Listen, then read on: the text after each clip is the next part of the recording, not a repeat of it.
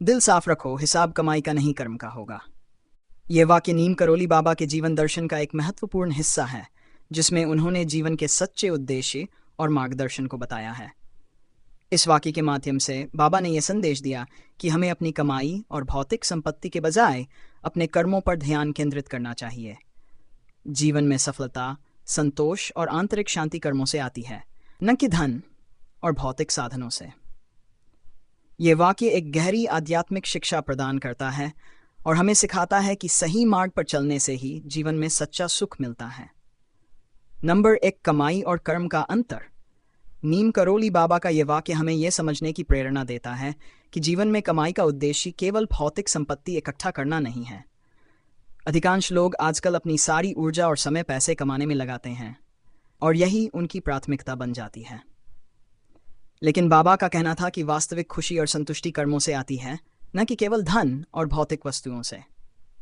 कर्मों का मतलब है हमारे द्वारा किए गए अच्छे या बुरे कार्य, हमारे इरादे और उन कार्यों के परिणाम। जब हम सही कर्म करते हैं तो भगवान हमारी मदद करते हैं और हमें जीवन में शांति और संतोष प्राप्त होता है। इसलिए बाबा ने हमें यह सिखाया कि हमें अपनी आत्मा को शुद्ध करने के लिए अच्छे कर्म करने चाहिए और सही मार्ग पर चलना चाहिए। नंबर 2, कर्म योग का महत्व। नीम करोली बाबा ने हमेशा कर्म योग की शिक्षा दी, जो कि भगवद गीता में भी एक महत्वपूर्ण विषय है। कर्म योग का अर्थ है बिना किसी स्वार्थ या अपेक्षा के काम करना। जब हम अपने कर्मों को भगवान को समर्पित करके करते हैं तो हमें अपने कार्यों का फल प्राप्त करने की कोई चिंता नहीं होती। ये काम को सच्चे मन से करना और भगवान के प्रति समर्पण का प्रतीक है। बाबा का मानना था कि जब हम अपने कर्मों को ईश्वर की सेवा समझकर करते हैं तो हम बिना किसी दीनहीनता या आडंबर के अपने कार्यों में सफलता प्राप्त करते हैं। इसी के साथ हमें आत्मिक शांति और संतुष्टि भी मिलती है। नंबर 3, दिल साफ रखने का महत्व। बाबा का यह वाक्य यह भी दर्शाता है कि दिल की शुद्धता और मानसिक शांति महत्वपूर्ण है।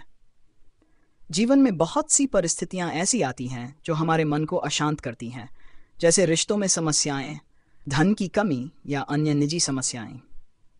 लेकिन जब हमारा दिल साफ होता है और हम बिना किसी द्वेष या घृणा के अपने कार्य करते हैं तो हम इन समस्याओं से बाहर निकल सकते हैं। दिल की शुद्धता का मतलब केवल अपने मन में अच्छे विचारों का होना नहीं है, बल्कि अपने कार्यों, शब्दों और दृष्टिकोण में भी शुद्धता लाना है। बाबा ने कहा कि जब हमारा दिल शुद्ध होता है तो हम सही कर्म करते हैं और जीवन में सच्चे सुख की प्राप्ति करते हैं। नंबर 4, स्वार्थ से मुक्त होकर कर्म करें।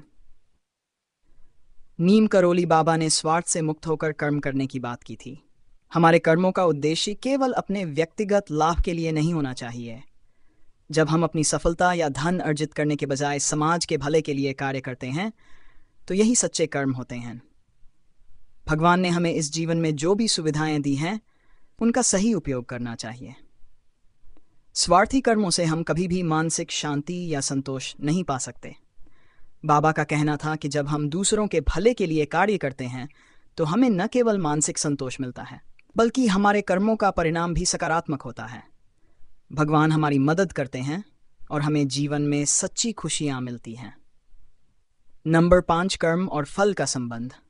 कर्मों का फल हमारे कार्यों पर निर्भर करता है। अगर हम अच्छे कर्म करते हैं तो हमें अच्छे परिणाम प्राप्त होंगे, और अगर हम बुरे कर्म करते हैं तो हमें बुरे परिणाम भुगतने होंगे। ये एक प्राकृतिक नियम है जो हमेशा कार्य करता है। नीम करोली बाबा ने हमें यह समझाया कि कर्मों का फल कभी नष्ट नहीं होता। अच्छे कर्मों का फल हमें कभी न कभी मिलता है, भले ही वह हमें तुरंत न दिखाई दे। यही कारण है कि बाबा ने कहा कि हमें अपने कर्मों में ईश्वर को समर्पित करके कार्य करना चाहिए, क्योंकि इस प्रकार हम अपने कर्मों के फल को सही दिशा में प्राप्त कर सकते हैं। नंबर 6, सच्चे सुख की प्राप्ति। कई लोग सोचते हैं कि पैसा और भौतिक वस्तुएं ही सच्चे सुख का कारण हैं, लेकिन बाबा ने हमें यह सिखाया कि सच्चा सुख केवल हमारे अच्छे कर्मों, दिल की शुद्धता और भगवान के प्रति श्रद्धा से आता है। जब हम अपने कर्मों को सही तरीके से करते हैं और भगवान पर विश्वास रखते हैं तो हम मानसिक और आध्यात्मिक शांति प्राप्त करते हैं, जो जीवन के सच्चे सुख का प्रतीक है। सच्चे सुख का अनुभव तब होता है जब हम अपने कर्मों को निस्वार्थ भाव से करते हैं और दूसरों के भले के लिए कार्य करते हैं। बाबा ने यह भी कहा कि जो लोग अपनी मेहनत और कर्मों से दूसरों की मदद करते हैं उन्हें जीवन में असली संतोष और सुख मिलता है। नंबर 7, ध्यान और साधना का प्रभाव। नीम करोली बाबा ने ध्यान और साधना को भी कर्म के रूप में देखा। उनका मानना था कि जब हम ध्यान लगाते हैं और अपने मन को शुद्ध करते हैं तो हम अपने कर्मों को सही दिशा में लगा सकते हैं। यही कारण है कि बाबा ने हमेशा हमें ध्यान, भक्ति और आत्मसमर्पण की ओर प्रेरित किया। ध्यान और साधना हमारे जीवन को स्थिर बनाते हैं और हमें जीवन के कठिन समय में भी धैर्य और शांति बनाए रखने की शक्ति प्रदान करते हैं। जब हमारा मन शांत और स्थिर होता है तो हमारे कर्म भी सकारात्मक होते हैं और हम जीवन में अधिक सफलता और सुख प्राप्त करते हैं। नंबर 8, जीवन का उद्देश्य। नीम करोली बाबा का यह वाक्य हमें जीवन का वास्तविक उद्देश्य समझने में मदद करता है। हम जो भी कार्य करते हैं उनका उद्देश्य केवल व्यक्तिगत लाभ नहीं होना चाहिए, बल्कि हम समाज के कल्याण और ईश्वर की सेवा के लिए कार्य करें। जब हम इस दृष्टिकोण से जीवन जीते हैं तो हम न केवल दूसरों के जीवन में सुधार लाते हैं, बल्कि अपने जीवन में भी शांति और संतोष का अनुभव करते हैं। बाबा का कहना था कि जीवन का उद्देश्य केवल भौतिक वस्तुएं इकट्ठा करना नहीं है, बल्कि हमें अपने कर्मों के माध्यम से समाज और संसार के भले के लिए कार्य करना चाहिए।